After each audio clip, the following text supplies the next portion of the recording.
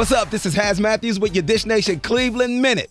Denzel Washington is set to receive the Cecil B. DeMille Award at the upcoming Golden Globes. Denzel will join the likes of Robert De Niro, Morgan Freeman, Al Pacino, and receive this award for his contribution to the entertainment industry.